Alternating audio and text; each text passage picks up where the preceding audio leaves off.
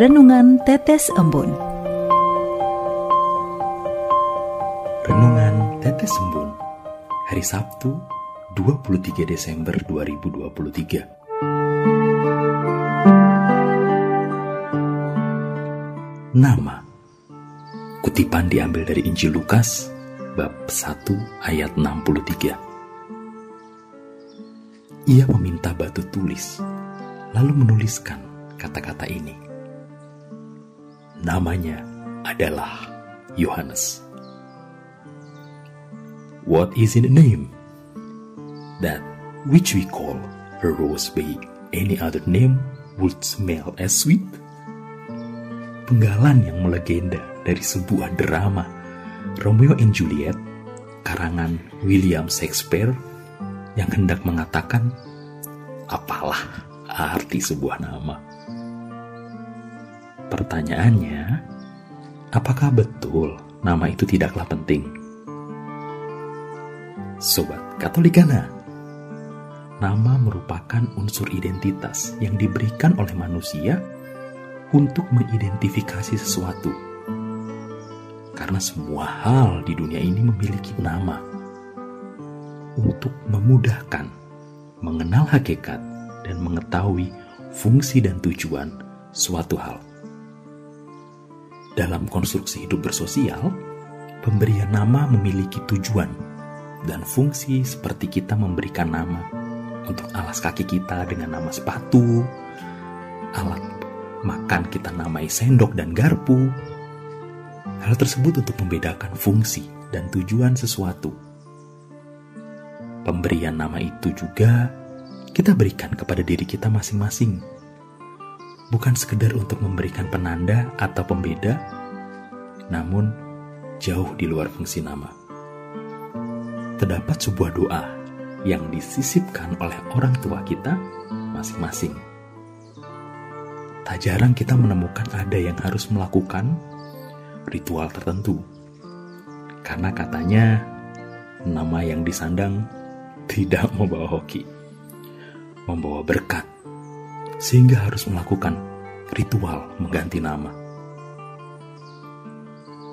Bahkan dalam penentuan nama juga berarti sebuah harapan bahwa kelak nantinya kita akan menyerupai orang-orang yang kita pakai untuk nama kita.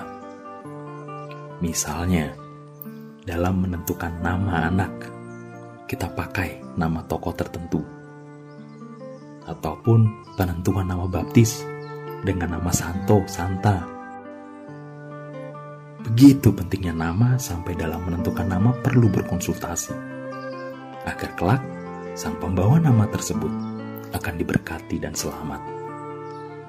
Sehingga untuk kehidupan nyata, penggalan kalimat dari drama Romeo dan Juliet tidak relevan bahwa nama tidak memiliki sebuah arti. Proses pemberian nama tersebut juga dikisahkan dalam perikop Injil hari ini mengenai kisah kelahiran Yohanes Pembaptis. Zakaria, sang ayah, awalnya dikisahkan tidak percaya kepada berita yang disampaikan oleh malaikat. Sehingga Zakaria mengalami kebisuan karena ketidakpercayaannya. Kebisuan itu bisa dipahami dalam konteks iman sebagai momen kesunyian, momen meditatif kontemplatif untuk pelan-pelan kembali membangun kedalaman relasi dan kepercayaan untuk taat kepada Tuhan. Sehingga terbukti ketika Zakaria menuliskan nama Yohanes, seketika juga dia dapat berbicara. Pada saat tersebut terjadi proses ketaatan dan kepercayaan Zakaria terhadap karya Allah. Dalam kisah ini ada pelajaran berharga yang didapat kita petik, yakni pemberian nama Yohanes tidak didasarkan pada keinginan orang tuanya, bahkan melanggar tradisi kebiasaan bangsa Yahudi.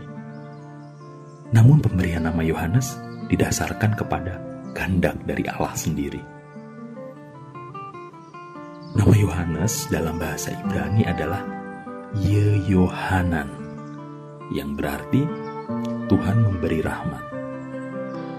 Sehingga dengan memberikan nama Yohanes, kedua orang tuanya bukan sekedar melawan tradisi, tetapi melampaui itu semua.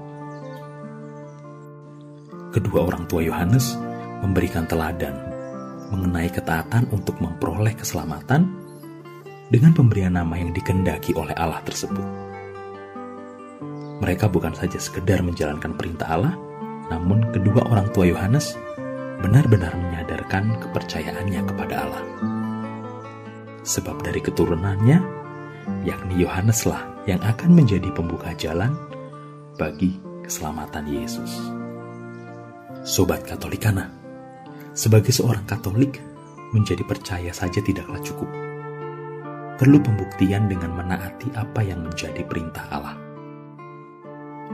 Mengetahui maksud dan kehendak Allah membutuhkan waktu sunyi, agar indera manusiawi kita ditundukkan kepada kehendak Allah dalam laku doa. Memilih untuk taat pun juga tidaklah mudah dan harus bergumul hebat. Maka janganlah menggunakan kekuatan diri sendiri untuk mempercayakan pada kekuatan Tuhan dan firman-Nya, agar kita dimampukan oleh kuat kuasa-Nya.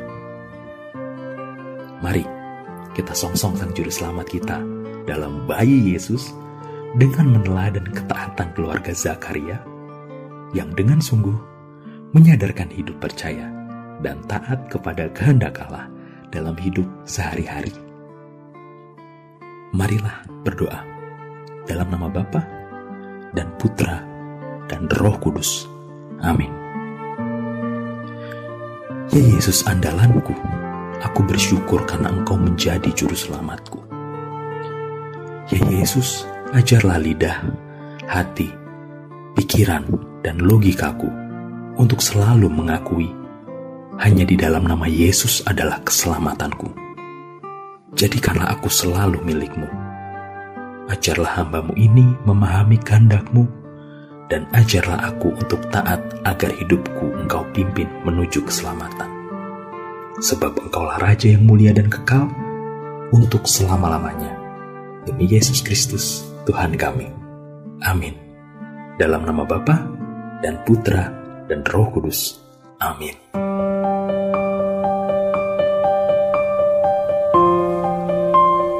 Demikian Anda telah mendengarkan Tetes Embun yang dipersembahkan oleh Radio Katolikana.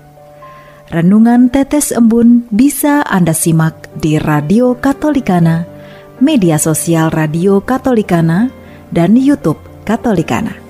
Terima kasih dan sampai jumpa.